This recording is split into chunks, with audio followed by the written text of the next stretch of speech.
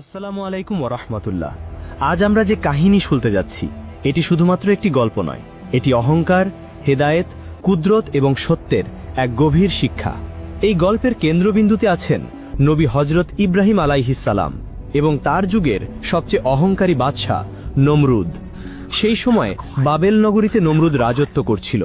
সে ক্ষমতা ও সম্পদের নেশায় এমন অন্ধ হয়ে গিয়েছিল যে লোকেরা তাকে রব বলে ডাকত, আর সে সেটিকে নিজের অধিকার বলে মনে করত। মানুষের মাথার ওপর সে এমন প্রভাব বিস্তার করেছিল যে তার কথার বিরুদ্ধে দাঁড়ানোর সাহস কেউ পেত না। তার মনে এমন ধারণা জন্মেছিল সেই সর্বোচ্চ ক্ষমতাধর। মানুষের মনে ভয় এমনভাবে ঢুকে গিয়েছিল যে কেউ তার সামনে মুখ খুলতে সাহস পেত না। ঠিক এই সময় আল্লাহ তাআলা হজরত ইব্রাহিম আলাইহিসসালামকে নির্দেশ দিলেন, হে ইব্রাহিম, তুমি নমরুদকে সত্যের দিকে ডাকো। ইব্রাহিম আলাইহিসসালাম দেরি না করে সোজা সেই ভয়ঙ্কর বাদশাহের দরবারে উপস্থিত হলেন। দরবারে প্রবেশ করতেই সবাই স্তব্ধ। এত সাহস কেউ দেখায় না। নমরুদ তাকিয়ে তাচ্ছিল্যের হাসি দিল। ইব্রাহিম, তুমি আবার এসেছ, এবার কি চাই?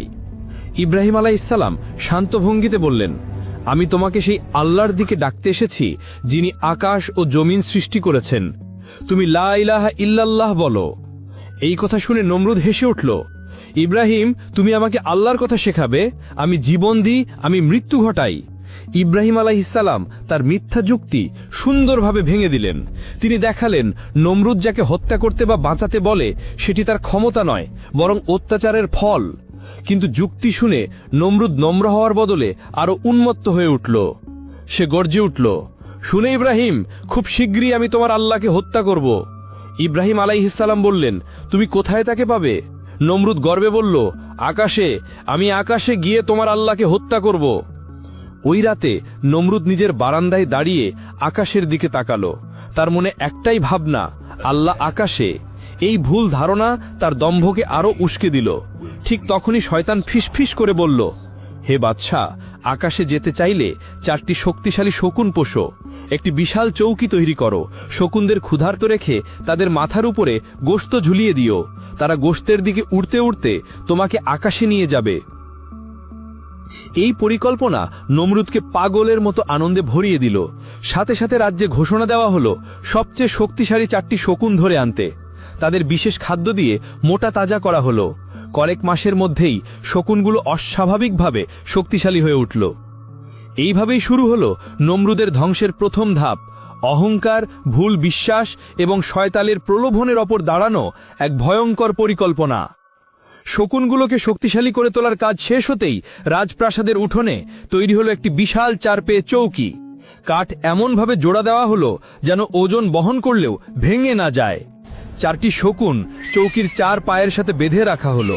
তাদের মাথার ঠিক উপরে ঝোলানো হলো বড় বড় রসালো গোস্তের টুকরো, যেগুলো শকুনগুলো ধরতে পারবে না, কিন্তু ধরার চেষ্টা করতে করতে ক্রমাগত উড়তে থাকবে। এরপর শকুনগুলোকে 2 দিন না খাইয়ে রাখা হলো। ক্ষুধার যন্ত্রণা তাদের অস্থির করে তুলল। তাদের চোখ লাল, পাখা ক্রমাগত কাঁপছিল এবং গোস্তের গন্ধ পেয়ে তারা উত্তেজনায় ডানা ঝাপটাতে থাকল। এই মুহূর্তটির জন্যই অপেক্ষা করছিল নমরুদ। সে তার প্রিয় সঙ্গীকে সাথে নিয়ে চৌকির উপর উঠল, হাতে তীর ধনুক। তার মুখে তখন বেপরোয়া দম্ভ ভরা হাসি। আজ আমি ইব্রাহিমের আল্লাহকে হত্যা করব, সে গর্জে উঠল। যেই শকুনগুলো ডানা নড়াতে শুরু করলো, চৌকিটি প্রথমে দুলে উঠল, তারপর ধীরে ধীরে পুরো কাঠামো আকাশমুখী হতে লাগলো। প্রথম কয়েক মুহূর্তে দরবারের লোকেরা বিস্মিত হয়ে দেখছিল এক বাদশাহ সত্যিই আকাশে উঠছে।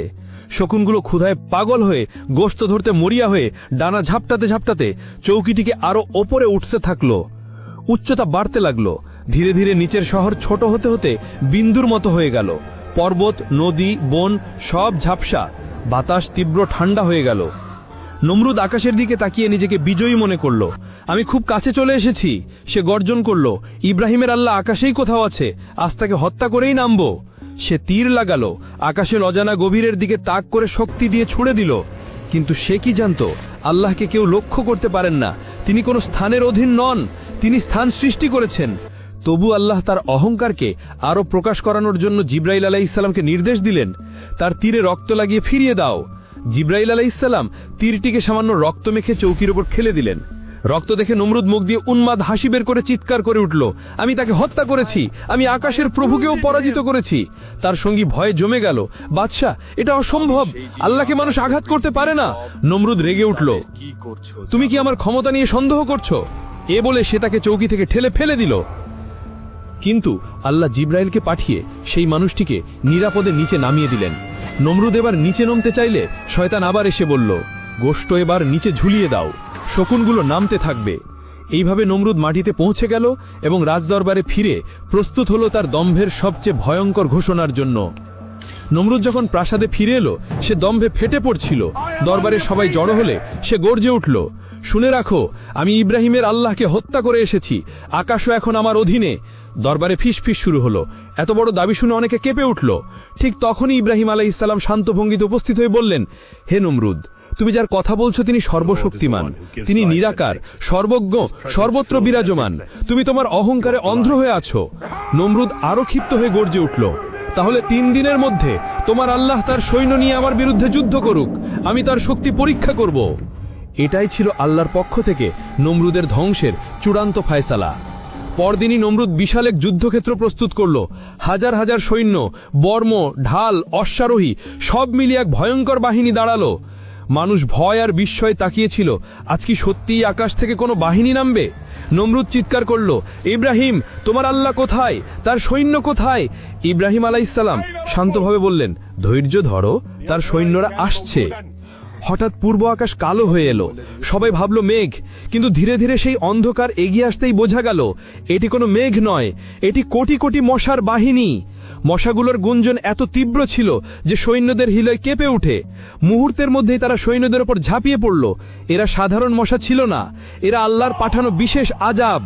মশাগুলো সৈন্যদের চোখে, নাকে, কানে ঢুকে দংশন করতে লাগলো। তাদের কামড় এমন তীব্র ছিল যে সৈন্যরা চিৎকার করতে করতে মাটিতে লুটিয়ে পড়ল। তারা দেহের মাংস ও রক্ত খেতে লাগলো। কয়েক মিনিটের মধ্যেই হাজার হাজার সৈন্য শুকিয়ে কঙ্কালে পরিণত হলো। যুদ্ধক্ষেত্র পরিণত হলো মৃতদেহ আর হাড়ের গোড়ের স্তূপে। এই দৃশ্য দেখে নমরুদ দৌড়ে প্রাসাদে ফিরে এলো। ভয়ে কাঁপতে কাঁপতে বলল, মশারা সব শেষ করে দিয়েছে। ঠিক তখনই একটি বড় মশা তার নাকে ঢুকে তার মাথার মধ্যে প্রবেশ করল। মশাটি সরাসরি তার মগজে বসে দংশন করতে শুরু করলো।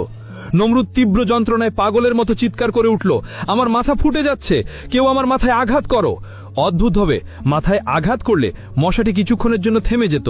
তাই নমরুদ লোক হায়ার করল, যাদের কাজ ছিল দিনের পর দিন তার মাথায় জুতা দিয়ে আঘাত করা। প্রাসাদ কেঁপে উঠত তার চিৎকারে। দিন, সপ্তাহ, মাস সেই যন্ত্রণায় ভুগতেই থাকলো। অবশেষে একদিন এক কর্মচারী অতিরিক্ত জোরে আঘাত করলে তার মাথা ফেটে 2 ভাগ হয়ে গেল, আর ভিতর থেকে সেই মশাটি বের হয়ে উড়ে গেল। এইভাবেই এক ক্ষুদ্র মশাই শেষ করে দিল পৃথিবীর সবচেয়ে অহংকারী বাচ্চাকে। এই গল্প আমাদের শেখায়, মানুষ যত শক্তিশালী হোক, আল্লাহর ক্ষুদ্রতম সৃষ্টিও তাকে মুহূর্তে ধ্বংস করতে পারে।